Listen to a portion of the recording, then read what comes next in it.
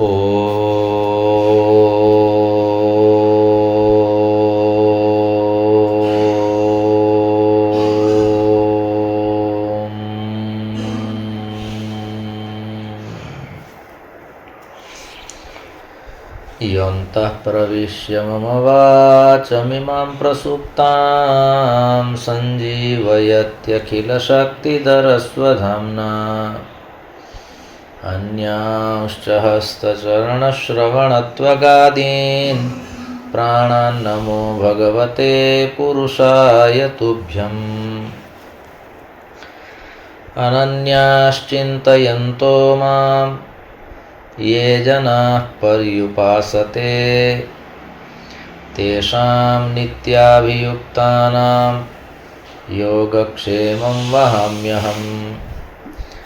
सदाशिवसमारम्भां शङ्कराचार्यमध्यमाम् अस्मदाचार्यपर्यन्तां वन्दे गुरुपरम्पराम्। गुरुर्ब्रह्मा गुरुर्विष्णुः गुरुर्देवो महेश्वरः गुरुः साक्षात् परं ब्रह्म तस्मै श्रीगुरवे नमः। ओम शांति शांति शांति। परमश्रद्धेयाः परमपूज्याः प्रभासतीर्थस्य अधिष्ठातारः प्रथमज्योतिर्लिङ्गाः भगवन्तः श्री सोमनाथचरणाः भगवन्तः पुराणपुरुषोत्तमाः अस्माकं सद्गुरवः पूज्याः गुरवः शास्त्रप्रणयिनः विद्याव्यासङ्गिनः श्रवणभक्तिनिष्ठाः भवन्तः सर्वेऽपि सज्जनाः स्वजनाः। भगवतः पुराणपुरुषोत्तमस्य कृपाप्रसादेन विभोर्वात्सल्येन च अद्य पुनरेकवारं फाल्गुनमासे कृष्णपक्षे षष्ठ्यां गुरुवासरे एतदनुसारं मार्च मासस्य 20तमे दिनाङ्के 25-उत्तर-द्विसहस्रतमे वर्षे विद्याव्यासंगं कर्तुं शास्त्रचर्चां कर्तुं भगवत्पादानां वाणीं गातुं श्रोतुं च अस्माभिः अवसरः सम्प्राप्तः। इदमस्ति अस्माकं सर्वेषां परमं सौभाग्यम्। अत्रावसरे भवत्सुविराजमानं परमात्मानं नत्वा भवतां सर्वेषां स्वागतं कृत्वा पुनरेकवारं मङ्गलाचरणपूर्वकं वयं सद्ग्रन्थं सेवयामः। सर्ववेदान्तसिद्धान्तगोचरं तमगोचरं गोविंदं परमानंदं सद्गुरुं प्रणतोऽस्म्यहम्। भगवत्पादाः श्रीमच्छङ्कराचार्याः विवेकचूडामणौ ध्यान साधना प्रकरणे प्रेरयन्त्यस्मान् अत्र जातिनीतिकुलगोत्रदूरगं नामरूपगुणदोषवर्जितं देशकालविषयातिवर्तियाद् ब्रह्मतत्त्वमसि भावयात्मनि। एतस्य श्लोकस्य तात्पर्यार्थः कः, अनेन श्लोकेन किं ज्ञेयमस्ति, तर्हि अस्माकं सारल्याय ज्ञानाय यः कोऽपि श्लोकः भवति तस्मिन् श्लोके सर्वादौ क्रियापदं किं भवति तद् यदि ज्ञायते चेत् सरलता भवति। तर्हि अत्र क्रियापदमस्ति भावय। यः महत्त्वपूर्णः एकं भावं दर्शयति। अयं श्लोकः महत्त्वपूर्णः कारणं तत्र एकं क्रियापदं महत्त्वपूर्णं कारणम् अत्र संकीर्णता नास्ति, संकुचितवृत्तिः नास्ति, एवं च विस्तृतया भावनया अस्माभिः किमपि विचारणीयमस्ति तदर्थं भगवत्पादाः कथयन्ति। तत्त्वमसि इति महावाक्यस्यैव अत्रापि चर्चा वर्तते। कारणं श्लोकस्य अन्तिमे चरणे उक्तं ब्रह्मतत्त्वमसि भावयात्मनि। त्वं तत् ब्रह्म असि इति आत्मनि भावय। अयमेव विचारः महत्वपूर्णः वर्तते। उपरि यत् लिखितम् आदौ त्रिषु चरणेषु यत् प्रतिपादितं तत्र तु संकीर्णता अस्ति, संकुचितवृत्तिः अस्ति। एतेषां क्षेत्राणां विचारः न कर्तव्यः। जातिविषये, नीतिविषये, कुलविषये, गोत्रविषये, नामरूपगुणदोषविषये, देशकालवस्तुविषये एवं प्रकारेण कतिपयविषयाः अत्र निर्दिष्टाः।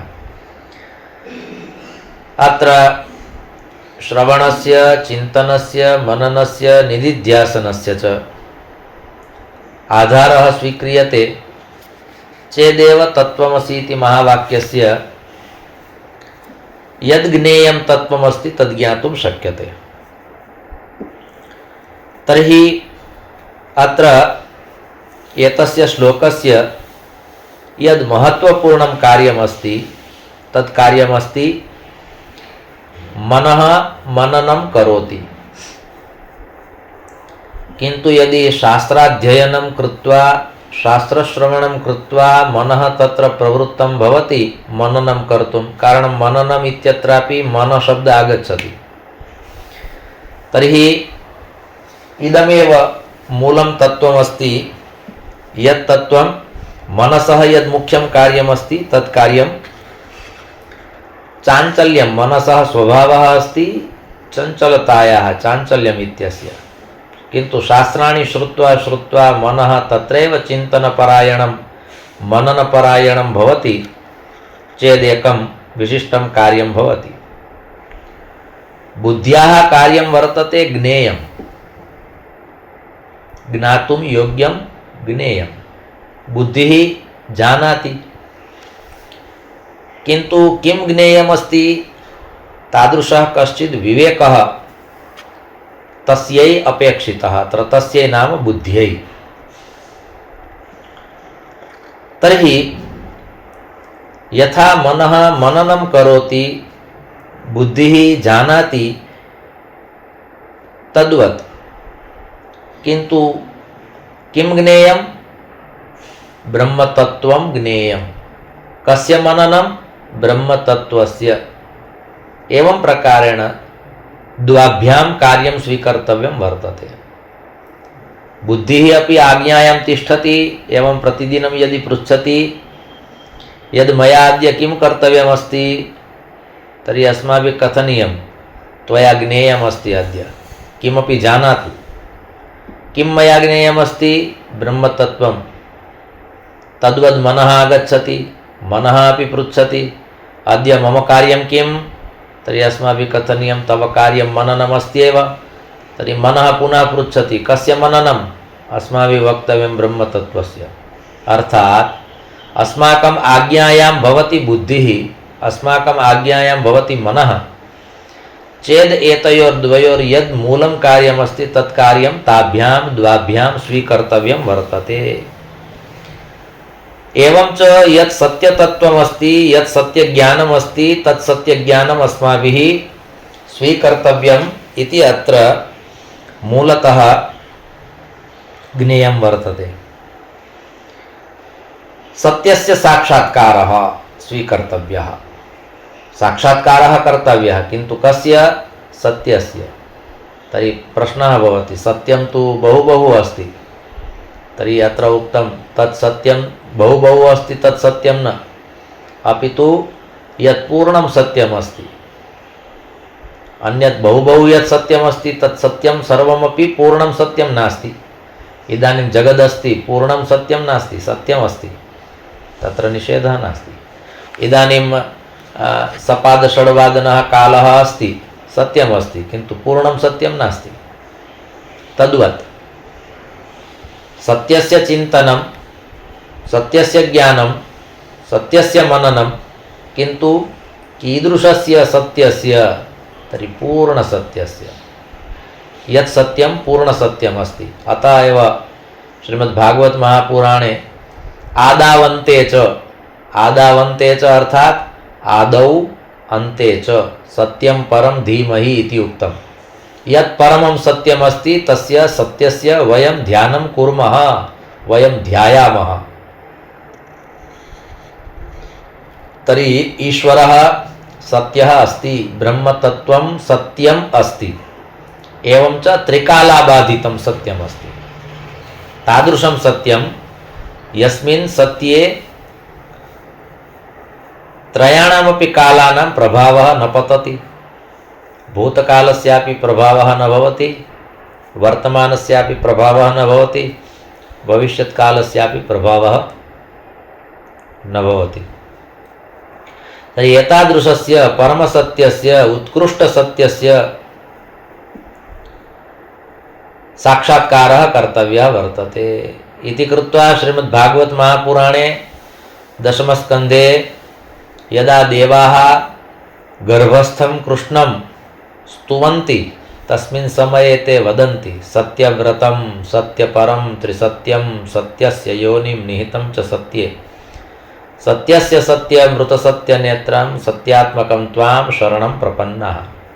वयं शरणं प्रपन्नाः अर्थात अस्माभिः शरणागतिः स्वीकृता। कस्य? एतादृशस्य सत्यस्य, यस्मिन् एकस्मिन् श्लोके 9 वारं सत्यशब्दः प्रयुक्तः वर्तते। एतादृशस्य सत्यस्य साक्षात्कारं वयं कुर्मः वा अस्माभिः एतादृशस्य सत्यस्य साक्षात्कारः कर्तव्यः इति अत्र कथनस्य बीजं, कथनस्य तात्पर्यं। साक्षात्कारः कर्तव्यः अस्ति। अत्र साक्षात्कारः अर्थात् अनुभूतिः, पूर्णानुभूतिः यदि कर्तव्या अस्ति चेत् कस्य कर्तव्या? सत्यस्य। कीदृशस्य सत्यस्य? परं सत्यस्य साक्षात्कारः कर्तव्यः इति कृत्वा असतो मा सद्गमय इति उक्तम् उपनिषत्सु अपि। तर्हि सत्यमेव जयते, असतो मा सद्गमय, सत्यात्मकं त्वां शरणं प्रपन्ना, सत्यं परं धीमहि, एवं प्रकारेण सर्वं सत्यस्य साक्षात्कारं कर्तुम् एव एतत् सर्वम् उक्तं वर्तते। तर्हि अत्र सैद्धान्तिकरूपेण अस्माभिः किं ज्ञेयमस्ति? तर्हि ज्ञानं कर्णाधारितम् अर्थात श्रुत्याधारितं वर्तते। श्रुतिः, श्रुतिशब्दस्य द्वौ अर्थौ भवतः। श्रुति अर्थात वेदः, श्रुतिः अर्थात श्रवणम्। तर्हि ज्ञानस्य प्रथमं सोपानमस्ति श्रवणम्। मातुः गर्भात् यदा बालकः अवतरति, जन्म प्राप्नोति, पश्चात् बालकः केवलं शृणोति, श्रुत्वा श्रुत्वा सः अग्रे गत्वा वदति। श्रवणसंस्कारः प्रथमः भवति। कारणं स्वयं बालकः रुदति, एवं च तस्यैव रोदनस्य यः ध्वनिः भवति तं ध्वनिं स एव शृणोति। अन्यत् सर्वं तु पश्चात् श्रूयते, किन्तु अस्माभिः यदुच्यते तदस्माभिरेव आदौ श्रूयते।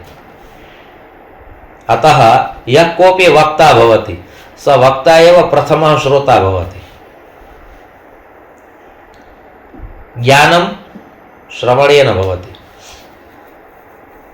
अतः शास्त्राणि कथयन्ति यथा ज्ञानं श्रवणेन भवति तद्वद् यः ज्ञानी भवति सः ज्ञानी बहुश्रुतत्वात् भवति। अर्थात बहूनां वक्तॄणां श्रवणं करोति, अथवा एकस्य वक्तुः बहुवारं श्रवणं करोति चेत् सः बहुश्रुत भवति। अत्र बहुश्रुत इति शब्दस्य एकः अर्थः अस्ति ज्ञानी।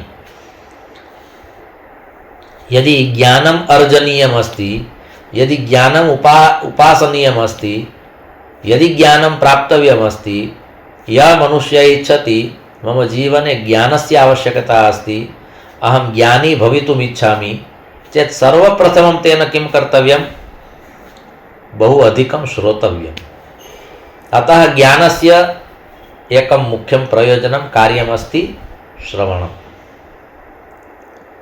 इति कृत्वा बहुश्रुत शब्द आगतः।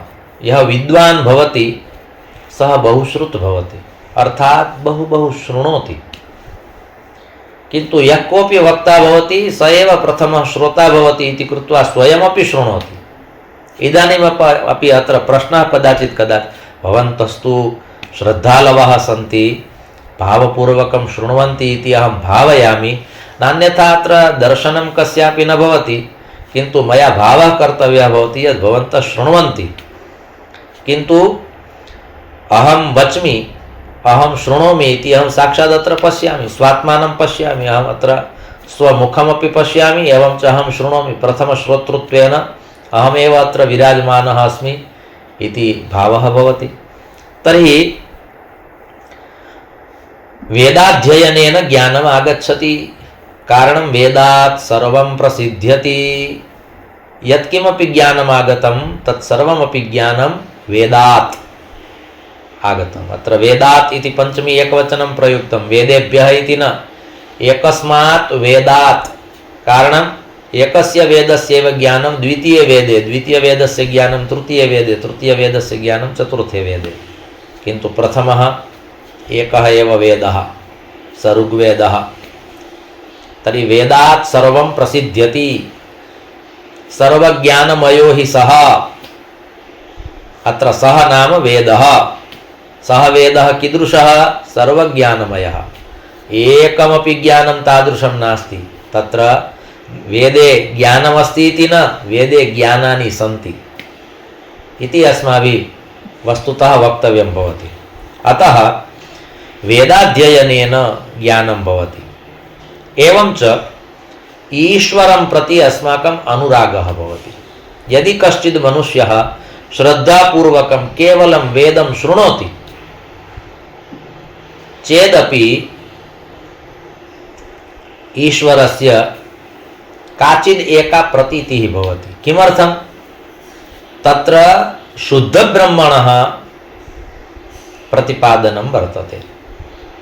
भद्रं कर्णेभिः शृणुयाम देवा, भद्रं पश्येमाक्षभिर्यजत्राः। शास्त्राणि तथा कथयन्ति, यदि एकवारं कश्चित् मनुष्यः बहु श्रद्धापूर्वकं भावपूर्वकं शुद्धोच्चारणपूर्वकं वेदमन्त्रान् वदति चेदपि अस्माकं शरीरे रोमाञ्चः भवेत्। तथा अस्माभिः श्रोतव्यं भवति। कारणं वेदवचनानि नाम यस्य निश्वसितं वेदाः, यो वेदेभ्योऽखिलं जगत् वा महत् निर्ममे तमहं वन्दे विद्यातीर्थं महेश्वरम् इति अस्माभिः मङ्गलाचरणं श्रूयते। कदाचित् कदाचित् शिवाङ्ग महोदयाः वदन्ति। तर्हि ज्ञानराशिः अर्थात वेदः, श्रुतिः, निगमः, त्रयः शब्दाः सन्ति, त्रीणि नामानि सन्ति प्रसिद्धानि। वेदः, श्रुतिः, निगमः। निगमकल्पतरोर्गलितं फलम् इति कृत्वा निगमः। निश्शेषेण भगवत्पदं गमयति प्रापयति इति निगमः। निश्शेषेण निश्चिततया केवलं वेदाध्ययनं कृत्वा न, किन्तु वेदश्रवणं कृत्वा भगवत्पदं प्रापयति। सर्वेषामपि वेदानाम् अर्थानुसन्धानं कर्तुं न शक्यते। कः वेदः किं कथयति, कस्य मन्त्रस्य किं तात्पर्यम्, एतस्य मन्त्रस्य का व्युत्पत्तिः, कीदृशश्च अर्थः, एतत् सर्वं यदि कदाचित् अस्माभिः न ज्ञायते चेत् चिन्ता मास्तु। किन्तु किं कर्तव्यं? श्रद्धापूर्वकं वेदः श्रोतव्यः। कारणं तत्र आत्मनः निरूपणमप्यस्ति, परमात्मनः निरूपणमप्यस्ति। अतः आत्मावारे द्रष्टव्यः, श्रोतव्यो, मन्तव्यो, निदिध्यासितव्यः। एवं प्रकारेण अत्र उक्तं यत् अनेन ज्ञानेन परमात्मनः स्वरूपं किमिति ज्ञातुं शक्यते। द्वितीयं, भगवता सह, परमात्मना सह, विभुना सह भावात्मकः सम्बन्धः भविष्यति। यः विभुः अस्ति विशति प्रविशति अणौ अणौ तद्वत् प्रकर्षेण प्रकृष्टं ज्ञानं यस्मिन् निहितं वर्तते सः प्रभुः प्रकर्षेण बिभर्ति सर्वान् जीवान् विशेषेण बिभर्ति सर्वान् जीवान् प्रविशति अणौ अणौ विशति प्रविशति अणौ अणौ इति विष्णुः। तर्हि विष्णु शब्दस्य एकः अर्थः भगवान् शङ्करः अपि भवति। कारणं शिवतत्त्वमपि व्यापकमस्ति, सर्वत्र अस्ति। विष्णु शब्दस्य अर्थः शेषशायी जलशायी नारायणः एव इति अर्थः न भवति। विष्णु शब्दस्य व्युत्पत्तिः क्रियते चेत् ज्ञातुं शक्यते। विशति प्रविशति अणौ अणौ, तर्हि शिवः अपि अणौ अणौ विराजमानः वर्तते, नारायणः अपि अणौ अणौ विराजमानः अस्ति इति कृत्वा तर्हि अत्र भावात्मकसम्बन्धः आवश्यकः। भावात्मकसम्बन्धः अर्थात् प्रेम्णा भक्त्या अयं सम्बन्धः दृढः भवति। अत्र प्रेम्णा भक्त्या इति द्वावपि शब्दौ भिन्नविति न, किन्तु प्रेम्णः एका पराकाष्ठा आगच्छति, सा पराकाष्ठा एव भक्तिरुच्यते। नारद भक्ति सूत्रे देवर्षि नारद कथयति सा परम प्रेम रूपा अमृत स्वरूपा च। परम प्रेम सा इति तत्र सर्वनाम शब्दस्य प्रयोगः कृतः। तर्हि सा अर्थात् का, तर्हि या भक्ति परम प्रेम रूपा वर्तते। परम प्रेम रूपा भक्तिः, प्रेम रूपा भक्तिः इति न, परम प्रेम रूपा भक्तिः। एकं तत्त्वमस्ति, किन्तु तत् तत्त्वं विना अन्यत् किमपि न अनुभूयते।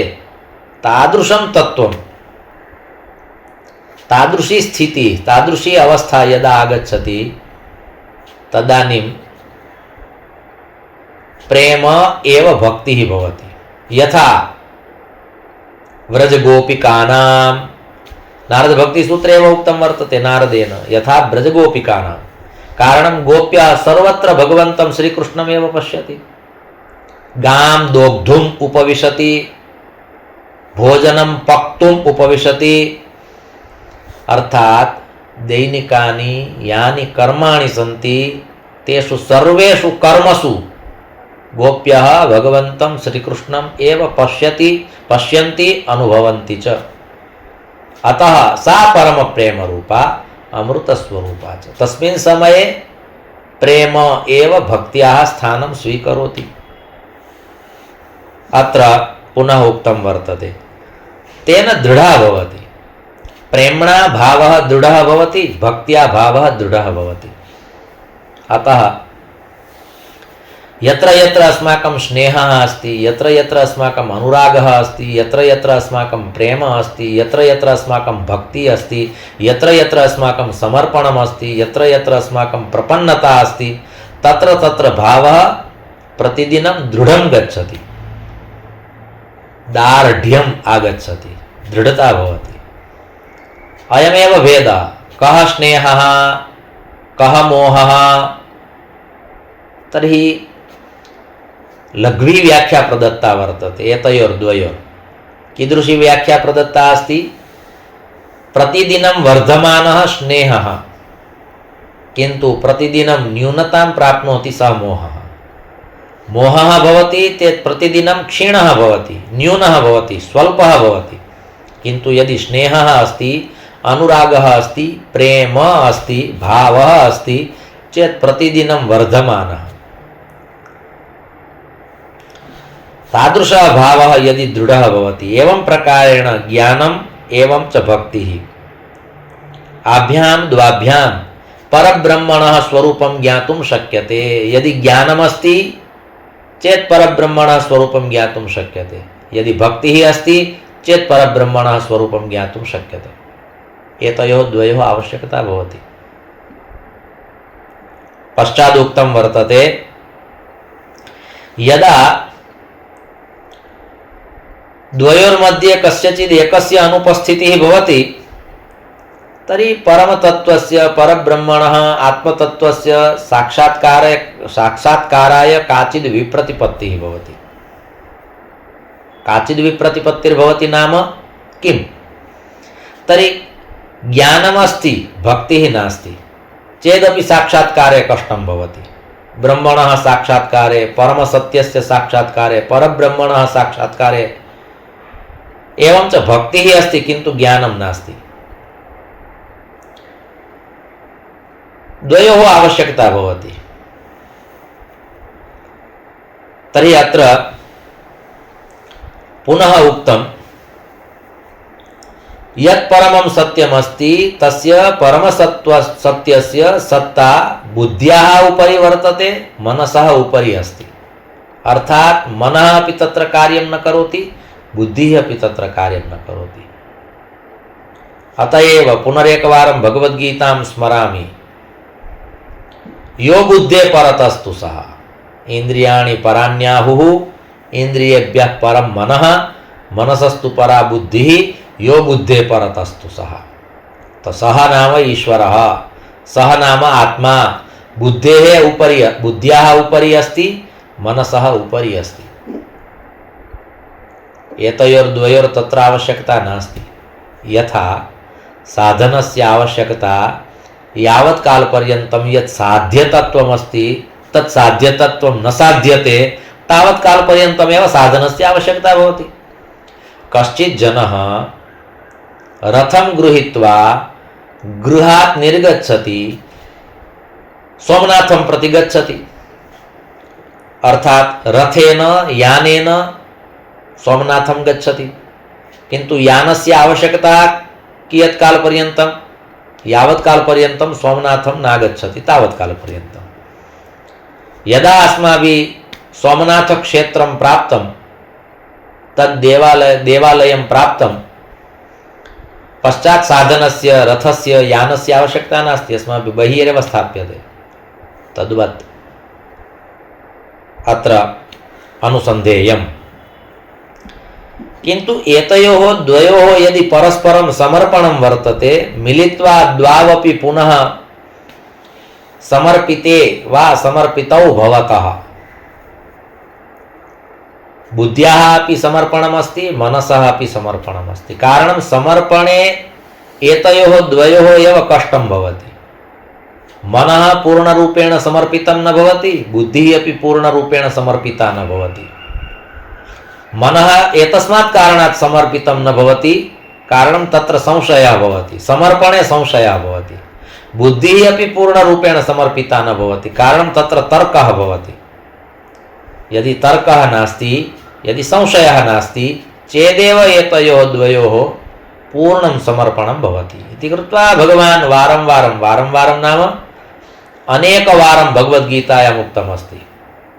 अत्र द्वौ शब्दौ स्तः, सावधानेन शृण्वन्तु। एकः शब्दः अस्ति अनेकवारम्, एकः शब्दः अस्ति बहुवारं।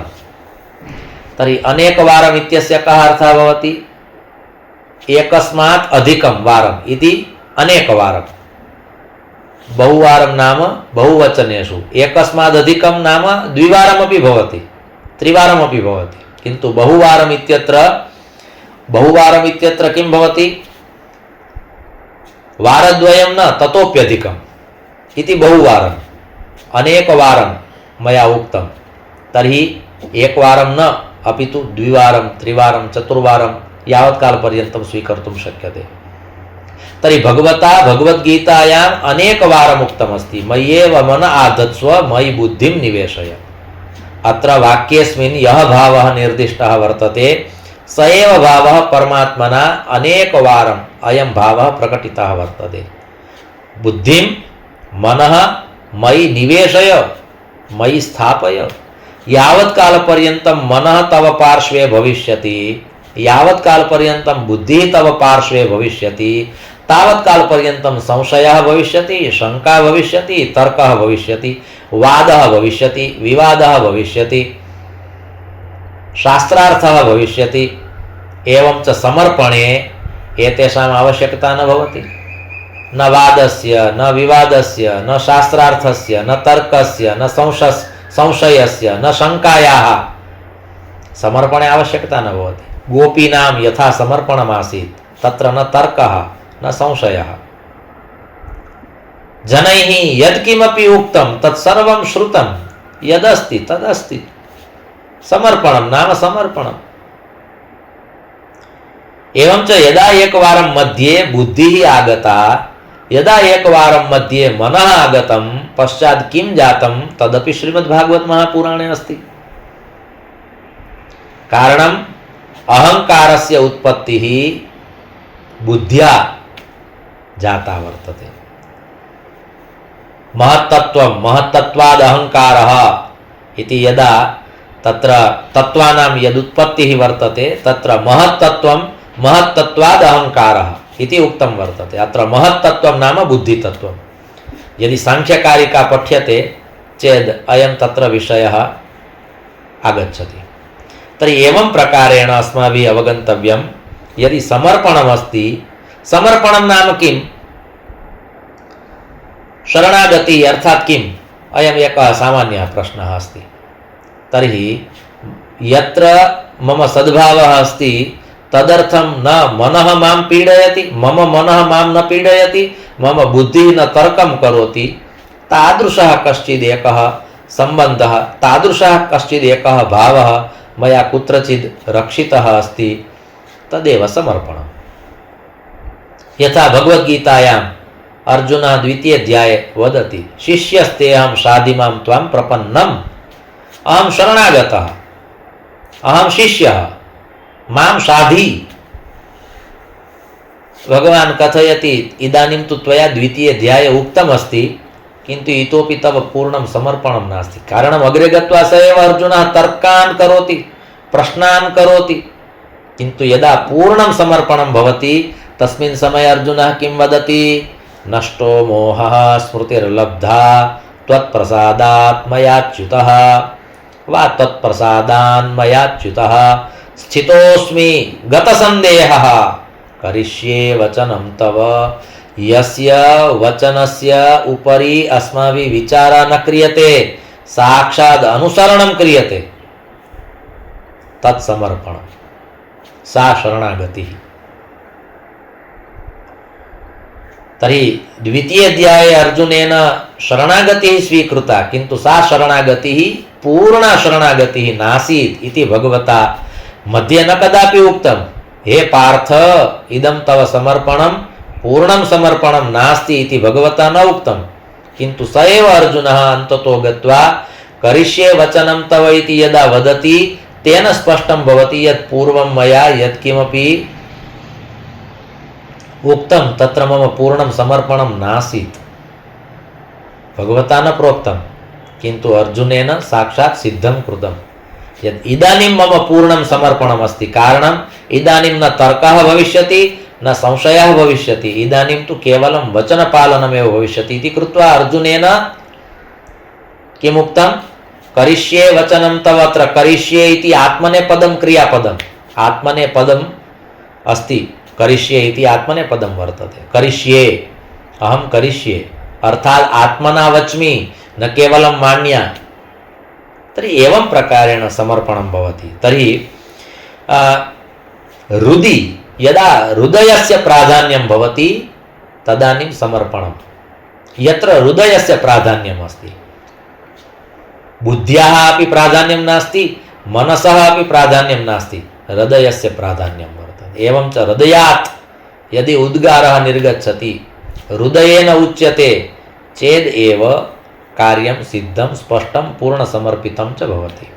अतः परमात्मनः निवासः न तु बुद्ध्यां न तु मनसि अपि तु ईश्वरः वदति, ईश्वरः सर्वभूतानां हृद्देशेऽर्जुन तिष्ठति। तर्हि हृदि परमात्मा वसति। कुत्रापि तेन न उक्तं यदहं बुद्ध्यां निवसामि, अहं मनसि निवसामि इति न उक्तं। कारणम् एतद्द्वयं पीडयति। एतयोः द्वयोः यावत् कालपर्यन्तम् आधिपत्यं भवति तावत् कालपर्यन्तम् अनुभूतिः न भवति। यः मनुष्यः बुद्ध्या जीवति, यस्य मनुष्यस्य उपरि मनसः प्रभावः भवति, सः मनुष्यः कदापि जीवने अनुभूतिं कर्तुं न शक्नोति। एकवारं लिखित्वा स्थापनीयमस्ति चेत् स्थापयन्तु।